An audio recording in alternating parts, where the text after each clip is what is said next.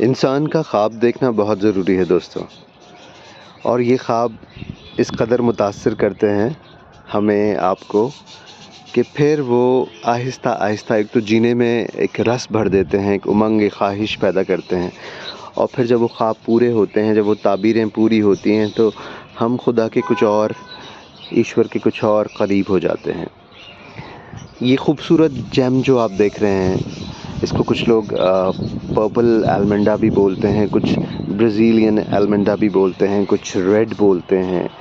और ये एल्मंडा की एक नायाब किस्म है जो अब से 8 साल 9 साल पहले बहुत रेयर कैटेगरी में इंडिया में शामिल होती थी, जो इजीली मौजूद नहीं होती थी। और उसके बाद कुछ लोग चेरी रेड भी बोलते हैं इसको। और उसके बाद फिर ये हुआ कि दुआएं की गई, ख्वाहिशें की गई जब इस पे नज़र गई लोगों की, और मैंने भी ख्वाहिश की, मैंने भी दुआ की। तो मैंने ये साउथ इंडिया से ख़रीदा था उस टाइम, तकरीबन 1000 रुपये का पौधा।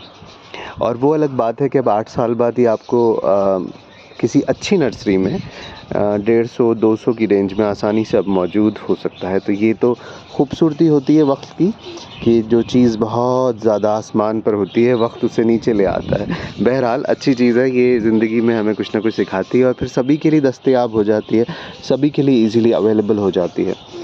तो ये जो चेरी रेड ब्राज़ीलियन एल्मंडा है, इसका खूबसूरत वेलवेटी जो शेड है, यकीनन बहुत ही दिलकश है। और अगर मैं खुशबू की बात करूं तो इसमें कुछ ख़ास खुशबू नहीं है, हल्की सी फ्रूटी स्मेल है बस, और इसके अलावा कुछ नहीं है। एक बार आपने इसको लगा दिया तो ये फिर अपना काम खुद ही कर देगी। आमतौर पर ये 2 मौसमों में फूल देने की कोशिश करती है हमारे लिए, लेकिन सबसे मुनासिब और सबसे फेवरेबल कंडीशन इसको बरसात के मौसम में होती हैं। इसके लिए इसको थोड़ी सी ह्यूमिडिटी चाहिए, बहुत ज़्यादा गर्मी में ये जलने लगता है पौधा। और तो मैंने जो देखा कि ये फ़रवरी मार्च में भी कई बार फूल देने की कोशिश करता है ये, लेकिन वो जल जाते हैं, या फिर मई जून के आसपास। लेकिन जब भी अब बरसात है, जुलाई का महीना चल रहा है और इस वक्त ये अपने पूरे शबाब पर है।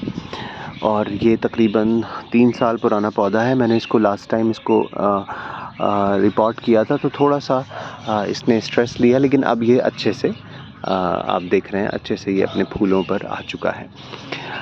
सीड्स तो यहाँ नहीं बनते, मुझे नहीं लगता हमारा एनवायरनमेंट एल्मंडा की किसी भी किस्म के सीड्स के लिए सूटेबल है।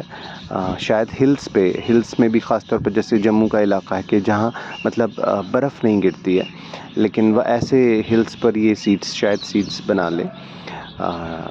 और इसके और भी बहुत सारे कलर्स मौजूद हैं, लाइट पिंक से लेके ऑरेंजिश पिंक, और डार्क थोड़ा सा पिंक, येलो भी है बहुत प्यारा, डबल में येलो मौजूद है, क्रीम कलर मौजूद है। सब थोड़े थोड़े ब्लेंड होते हैं, बिल्कुल प्योर नहीं है। प्योरेस्ट फॉर्म में मैं देखूं तो सिर्फ रेड ये वाला जो है और येलो, ये दोनों मौजूद होते हैं। कटिंग से आप लगा सकते हैं, लेकिन ये थोड़ी नखरीली किस्म है। बाकी किस्में मैंने बहुत बड़े आसानी से कटिंग से उगाई, लेकिन इसको उगाने में मुझे अभी तक तो महारत हासिल नहीं हुई है कटिंग से। आई होप शायद मैं कुछ दिनों में सीख जाऊं कि इसको किस तरह की इसकी कटिंग लगानी होगी, और या फिर हो सकता है कि हमें इसकी जो है गांठ बांधनी होगी, यानी कि पौधे पर ही हमें वहाँ पर जो गांठ बांधने की प्रोसेस होती है वो करना पड़ेगा। तो देखते हैं किस तरह से चलती है। ग्राफ्टिंग मुझे लगता है वो भी चल सकती है, एक अगर क्रीपर पे आप मल्टीपल क्रीपर लगाना चाहो। मैंने अभी ट्राई नहीं किया है, 2 ग्राफ्टिंग मेरा शौक़ है। और किस तरह से कहाँ रखना है, फुल सनी एरिया में रखिए इसको। मैं तो फुल सनी एरिया में ही रखता हूँ इसको, और ये बहुत अच्छे से फूल देता है, चलता भी है बिल्कुल। यहाँ पर तकरीबन 12 घंटे 13 घंटे यहाँ पर आती है आराम से।